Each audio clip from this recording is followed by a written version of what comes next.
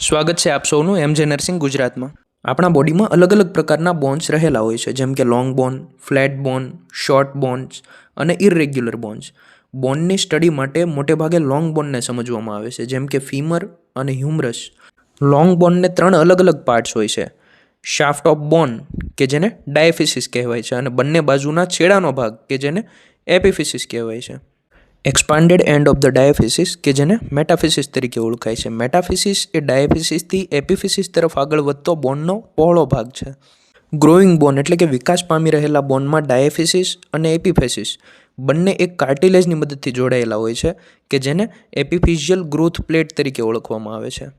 જ્યારે કોઈ પણ બોન વિકાસ પામીને તેની ફૂલ લેન્થ સુધી પહોંચી જશે, ત્યારબાદ એપિફિઝિયલ ગ્રોથ પ્લેટ જોવા મળતી નથી.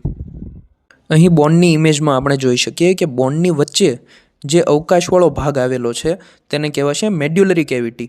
અને જ્યારે આ બોનનો ક્રોસ સેક્શન લેવામાં આવશે તો આપણને આ મેડ્યુલરી કેવિટીની આજુબાજુ 2 અલગ અલગ પ્રકારના બોન દેખાય છે, જેમાં હશે કોમ્પેક્ટ બોન અને કેન્સલસ બોન.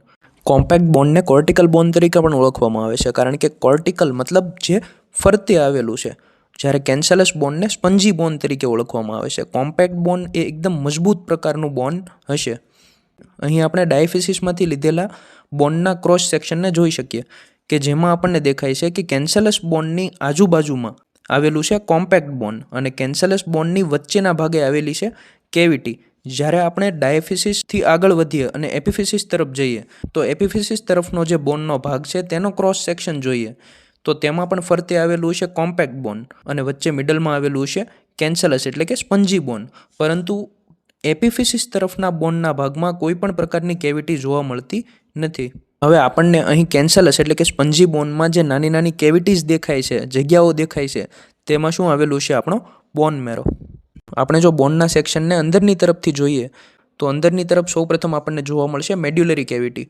મેડ્યુલરી કેવિટીથી આગળ વધીએ તો આવેલું છે કેન્સલસ બોન, ત્યારબાદ હશે કોમ્પેક્ટ બોન, અને કોમ્પેક્ટ બોનની ઉપર આવેલું છે પેરીઓસ્ટિયમ, કે જે બોનની ઉપરનું જે મજબૂત લેયર આપણને દેખાય છે તેને કહેવાશે પેરીઓસ્ટિયમ. હવે આપણે બોનના માઇક્રોસ્કોપિક સ્ટ્રક્ચરને સમજવા માટે પ્રયત્ન કરીએ. જ્યારે આપણે એક મેચ્યોર બોનની વાત કરીએ તો તેમાં આપણને બોન ટિશ્યુઝ રેગ્યુલર લેયર્સમાં અરેન્જ થયેલા જોવા મળે. આ જે લેયર્સ છે તે ટાઈપ 1 કોલાજનથી બનેલા હશે, જેમાં આપણને સેન્ટ્રલ કેનાલ દેખાશે. જે વચ્ચેનો મિડલ પાર્ટ છે તેમાં શું આવેલું છે? Central canal. અને આ સેન્ટ્રલ કેનાલની આજુબાજુ સર્ક્યુલર અરેન્જમેન્ટ આપણને જોવા મળે છે. અહીં ઇમેજમાં આપણને આપેલું છે બોનનું માઇક્રોસ્કોપિક સ્ટ્રક્ચર, જેમાં આપણે જોઈ શકીએ કે સેન્ટ્રલ કેનાલ છે તેમાં આર્ટરી, વેઇન્સ અને નર્વ્સ આવેલી છે, જેને કહેવાશે હાવેર્સિયન કેનાલ. શેના તરીકે ઓળખાશે? તે હાવેર્સિયન કેનાલ તરીકે ઓળખાશે.